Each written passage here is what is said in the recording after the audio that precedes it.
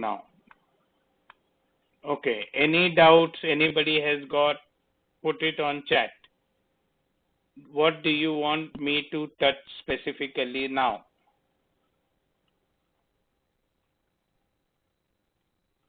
Put it. Couple of comments I want to see on chat. And some of you are going to check. Should I give you a list? Okay, permits. Very good. Which, not liquor permit. Don't laugh. You are still underage to get liquor permit in Maharashtra. Okay. The permit system, I'll get you on that.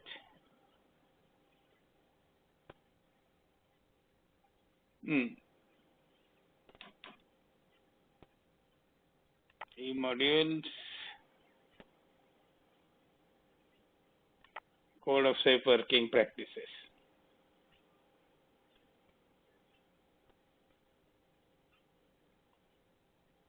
Now let's stick to either SOT now, and tomorrow we will do the ROR, whatever you want, okay?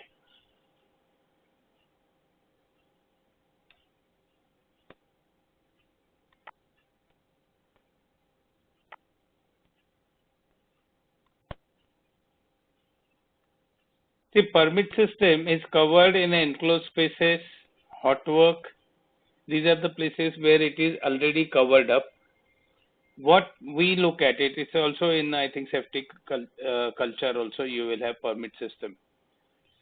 Now, when we realize there can be an issue because the nature of work has got higher risk than ordinary thing, then captain is not going to allow you to work on your own. For that reason, that if you work on your own, accident happens, he is responsible for safety of everybody on board. So he doesn't want the lone rangers who are going to do anything they feel like. So he is going to insist then the permit must be taken. Now this is the part what I'm doing it from the first one, safety culture. There is, before you start any job, you have got risk assessment, correct? Then you realize, yes, there is a risk involved in this job, so we should do something. Fine. Now, what is do something means? Some responsible person must take charge of it. The job should be monitored, and the precautions which are required must be in place first and then followed. Like all the safety precautions, it's not just verbal. If you have to have a lifeline ready, means it should be ready. It is physically there. Then some equipment, rescue equipment will be around. It has to be ready, means ready. Now, that is what is a permit. Only after that, when the responsible person is happy that everything is according to the plan, everybody knows what they are doing, there will be no risk involved for any individual, nor anything is going to happen which will endanger others who may be involved directly with the job, or the ones who are not involved but bad quality job like hot work without permit. It explodes, the fire starts, everybody gets affected. So that is where we start talking about the permit to work. So idea is permit to work means more people are involved, more brains are deployed to ensure that the risk drops down. Why? Because once so many brains come together, what they are going to discuss, yes, how do you make it safe? And then the proper instructions will be given, proper supervision will take place, and in the end, we will have a job done without anybody getting hurt. That's fine. So, permit, important thing about permit is only after a competent person has checked everything, submitted report, the proper checklist is followed, then he has to satisfy the captain that yes, everything is in order. Captain may come and inspect the thing, that all readiness is there. Then only he will sign work permit. Now, when he signs work permit, the important thing on work permit is it is time bound. It is not open. Permit is opened and work starts.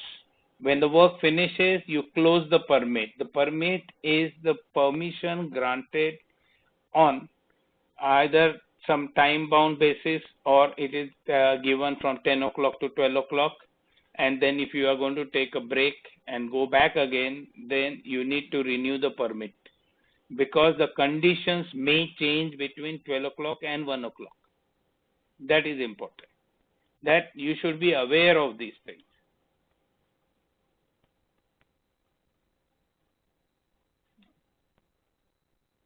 Now, just always remember this part. The good safety culture is what? Once you have got it in your pocket, you can write answers better. Actually, if you ask me, means you may not be getting bored, but I do get bored sometimes, because same thing we are repeating. The book is about 560 pages, but I think you could, if you remove the repeated stuff, you'll probably finish in about 100 pages. So this is something which sounds boring, but you have to understand the whole thing. I understand it's like at your age, without much of exposure to the real world, working world, your exposure is limited. You have not seen the working world.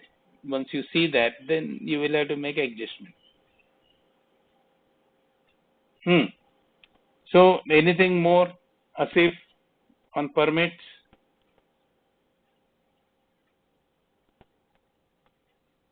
You will be also asked to give examples of permits, like hot work permit, cold work permit, etc., etc. You add up.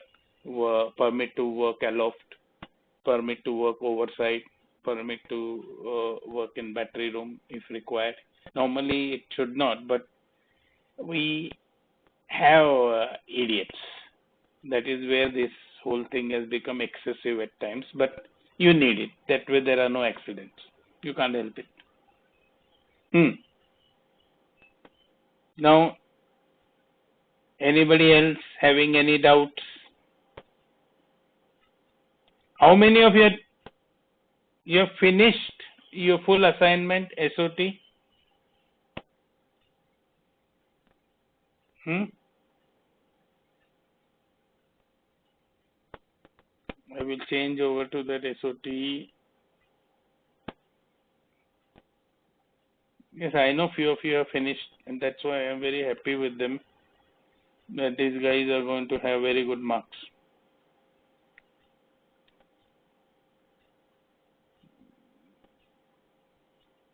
So that means if you can write all those answers, you are more or less ready for exams. Let's see now if I have got anything here.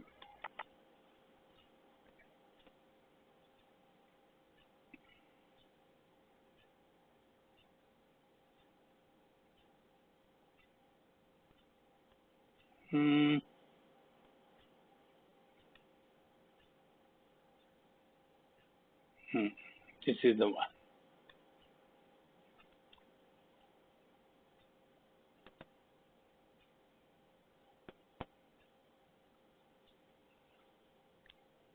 So now all the SO2 assignments what you have already finished. Okay. Okay. Ria wants to know about obstruction. Obstruction is, what happens is, normally ship has got all permanent fittings, because the basic nature on deck or everywhere is that you can't have loose things. Loose things means when the ship starts moving, the loose things will start going all over, hurting people. Now, obstruction means temporarily somebody has put something because they are working, and in the bargain, like suppose if I am working, and what happens is I am working with compressed air tools, or say staging. So I have got extra rope and all which is lying on the deck, which I have not kept properly.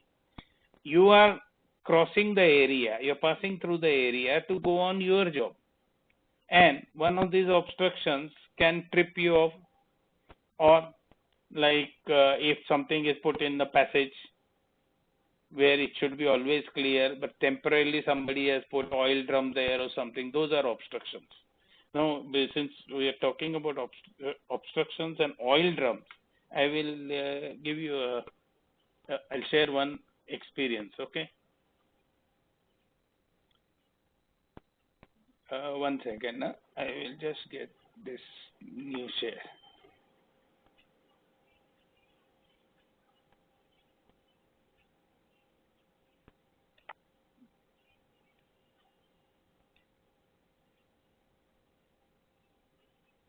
Okay.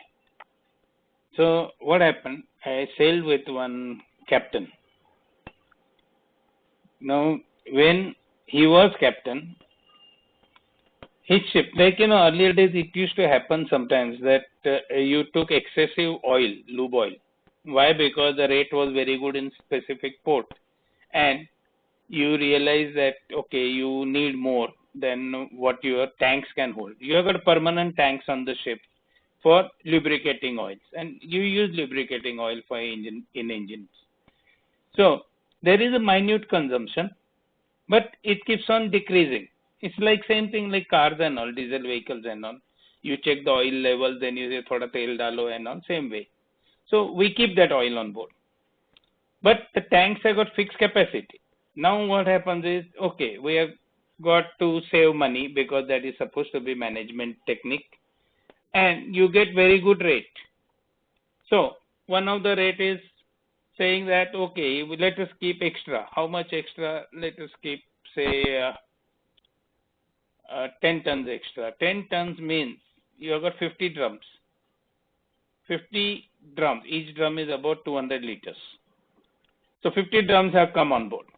Now you have to keep somewhere and you have to secure them properly. Now the securing problem comes. Now in these cases, what used to happen is we used to search for place on poop deck and all, because main deck you can't keep it. If you keep on main deck in bad weather, they will smash up and they will go overboard. So you generally keep on poop deck, which never goes underwater. So we used to store there, tie them up properly, inspect it regularly. Now what happens is, as your oil is going down in fixed tanks, you give the job to generally fitter or a motorman. He takes one, there is a pneumatic pump.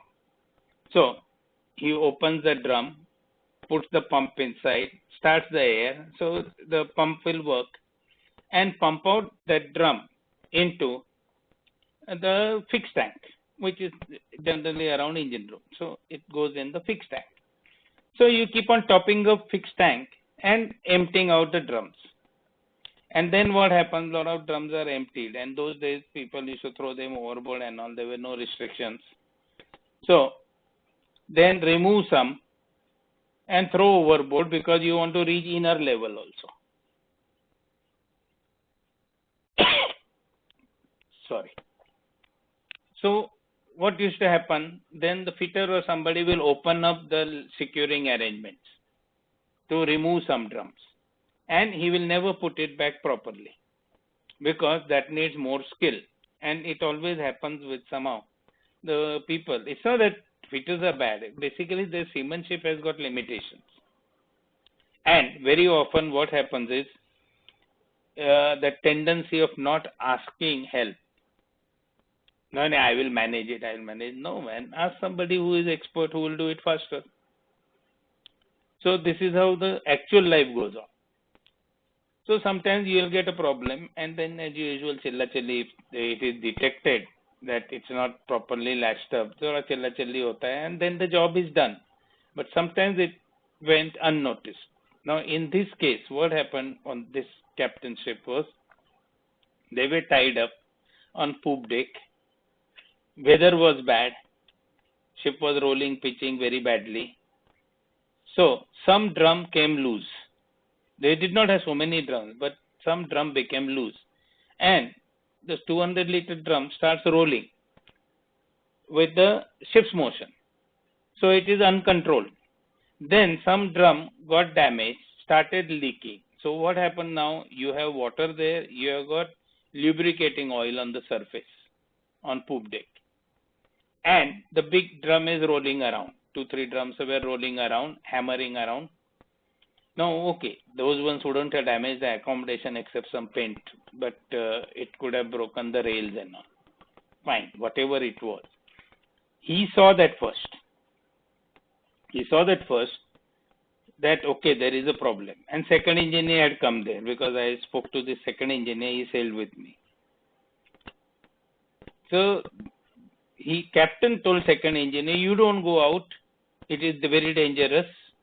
The drums are rolling, we'll do something, so you don't worry. And then captain went out thinking that he can manage it as a hero. Why? Because I am more experienced person, I can do it. Well, he could not control anything.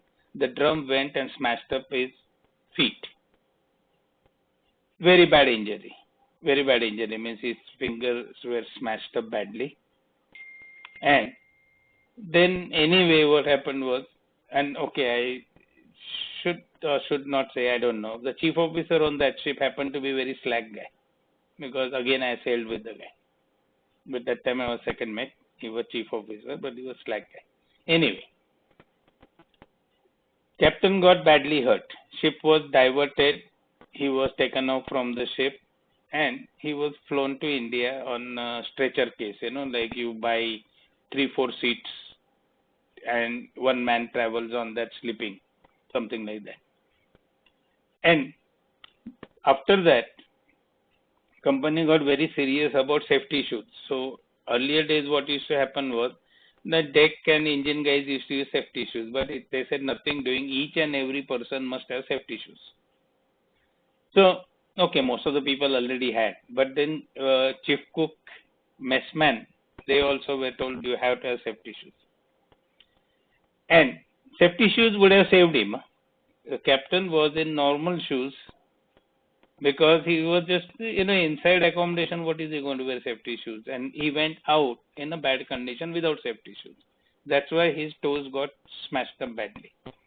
And after that, they couldn't really fix it up that well because he could use only safety shoes after that. He could never use normal shoes. And I have seen, he showed me, that deformed fingers and all. And he also told me something more interesting, since we are talking this serious, something on lighter note. When he was traveling on aircraft to come back to India, so he had the foot heavily bandaged and all, and long flight it was. I think it was from South America to this long flight, long haul.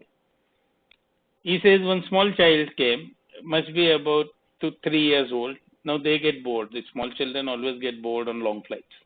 So they are given all sorts of things, like color book and some colors and some pencils and this and that sort of stuff. He said this kid came there, he looked at him, gave a very sweet smile, then he took the pencil and poked him on his foot. He poked it.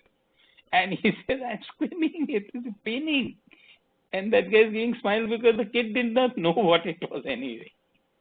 So remember one thing, like extra smartness always causes problems. That is where all this code of safe working practices, everything came in. Okay, let us start on the questions which I have given. It starts with question number 2, AB. Okay. Is it just AB is more straightforward?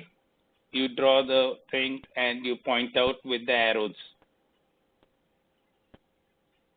Watch keeping system, again a standard one. Always mention normally, this is the word, normally chief officer keeps this watch, chief, second officer or third officer, captain doesn't keep watch. And why the reasoning is also there, that inexperienced person gets 8 to 12 where captain everybody is awake, so there is help available faster. And that is how it goes. Chief officer, because he has to synchronize with their work and all. Then these ships, special profiles. Cargo ship will have gear, loading, discharging gear. It will have usual stuff like double bottoms, 4 pick tanks, after pick tank, twin decks. Ro-ro ship will have so many decks, maybe at least 12 decks, 14 decks. Container ships have got sail guides. They have got pontoons, not hatch covers. Like that you have to go through.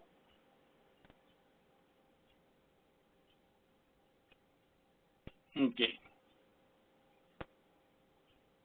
I have put a lot of extra stuff in this. So if you do this completely, I am more than confident you will get excellent marks. Sail guide, no, CELL. It is something like this sort of arrangement. It's a long thing from top to bottom. So containers slide in it. Otherwise, how will you get container exactly on top of one another?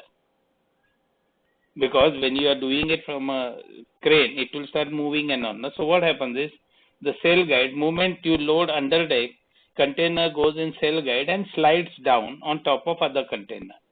And then you don't need any securing because sail guides are strong. So they will not move either. Like on deck, you have to secure them with rods and other things. Under deck, it is always the sail guides. CELL. Okay. C terms also I have put, like, remember something like barnacle and all means the marine growth, that is called barnacle. Like shells and all grow on the ship side, which creates tremendous resistance. So you will burn extra fuel, everything. So if at all it happens, normally what happens is, if you stay at anchorage for a long period, then this marine growth comes in. Normal moving ships, you don't see anything.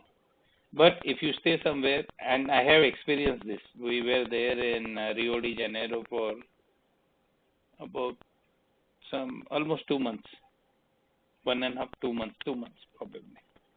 Anchorage, because the propeller was damaged and they took it ashore and got it easily and all anyway. But that time there was a lot of growth, and when we sailed on the next voyage, which was close by, we realized it was really bad.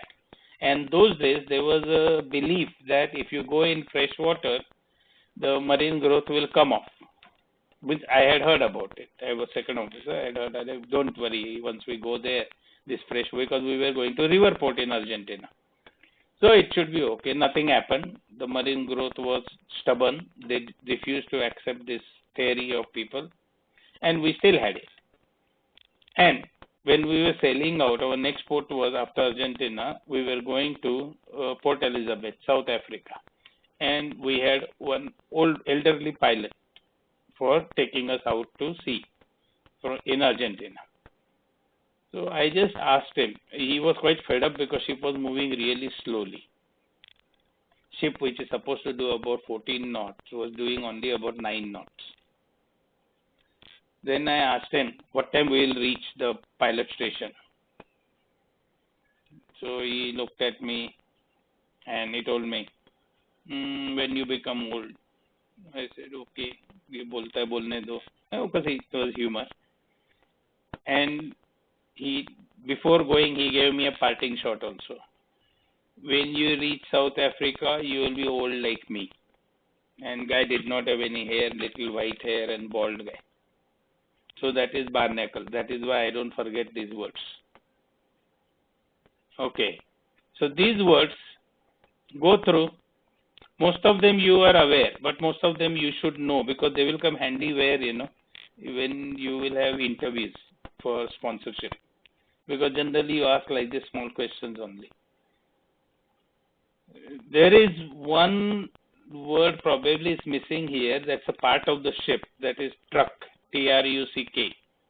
The truck is the topmost part on the mast, but it's actually a round circular plate which is welded on top. That is called truck. Okay, duties of lookout man you must know thoroughly. Damper is for dampening. Fire dampers means those are the flaps, or the wind dampers. That means if there is a free flow of the wind, you put the damper so the flow gets restricted. Here it must be somewhere. No, no, I don't know. Those are dampers are the flaps to restrict the flow. Boxing compass 32 points. Normally, one question can come and say, guys want to keep it easy. Then generally this question will be there. That is box compass from northwest to southeast.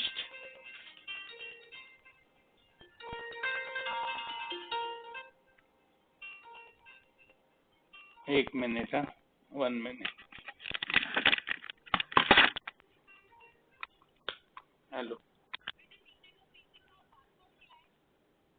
1954.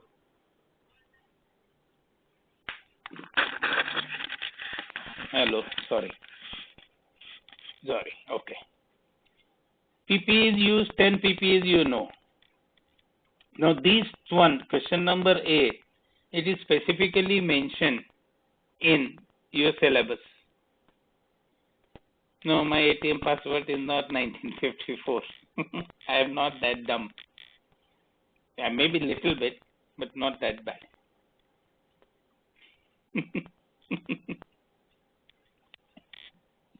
Yeah, actually, these passwords do confuse me a lot. I have had my problems with passwords, but after that I have reached a conclusion. It is like a combination of something like maths and whatever around. So it is like a formula. So when I have to change it also, it doesn't hurt me. I can still remember right now. After 6 months, if I go senile or something, I don't know whether I will remember words. I won't even remember you all when you come back, for all you know. Who are you? Never seen you before. Okay, coming back. This question number 8, 9 are basically 8, 9, 10 are more from a syllabus, more hardcore, because they specifically mention this. So remember one of the things, when you're describing any one of them, always try to mention there should be a proper approval from ISI. You mention ISI because that is a body in India which tests everything, and that are the standards, industrial safety standards or something, industrial standard safety, whatever, ISI specifications. Now, 3 and 4. Realize one thing, there are 20 marks, okay, 20 marks are coming from rope work. See, we give a lot of importance to rope work.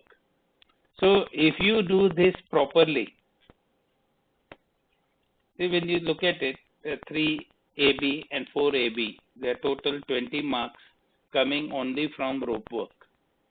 So rope work has to be your strong strength. Then question number 5 is coming on the flags. Now somebody did tell me, I will just check and I'll put that presentation if it is not already shared. I have got a feeling I have already placed it, but I can put it presentation on website also. But I think I have already put it on the sharing, file sharing. I will check it today. 1 minute, let me note it down.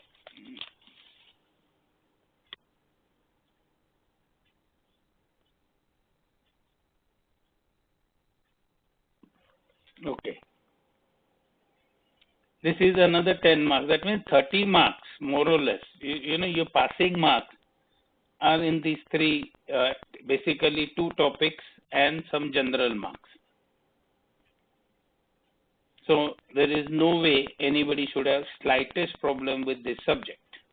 And I don't think anybody can really add questions in this. But possible, you might be able to add 1 or 2 here and there. And 6, 7, 8, 30 marks means almost 50% of your paper is code of safe working practices. Keywords must be used properly.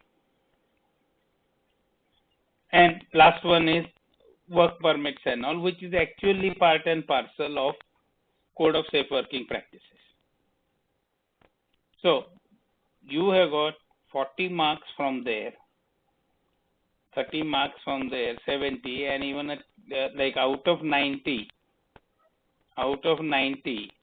you have got very clear cut code of safe working practices, do it strong. You have got 40 marks and 30 marks, 70 marks here. Of course, number one question is compulsory. So I don't find any logical reason why anybody should get less than 65 out of 70. Right or wrong? See? Right or wrong? It is very straightforward.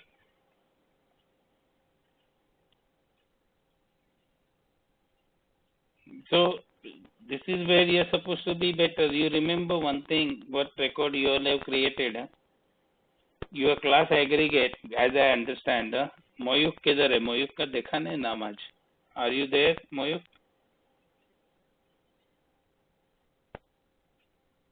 Helen, I did not see his name today. Anyway, so according to him, the highest in Chanakya was less than our class aggregate. That speaks how good you can be if you don't become complacent. You know what is complacent? I know it, yeah, never mind, sab ho jayega thi. That is complacency, which is always dangerous thing. Very gadbad hota hai. Even in cricket and all, you go to play with a weak team, you are very confident, overconfident, and it just happens the first ball is unplayable and you are out. Okay, here nobody is going to get out. Okay, so anything on these questions?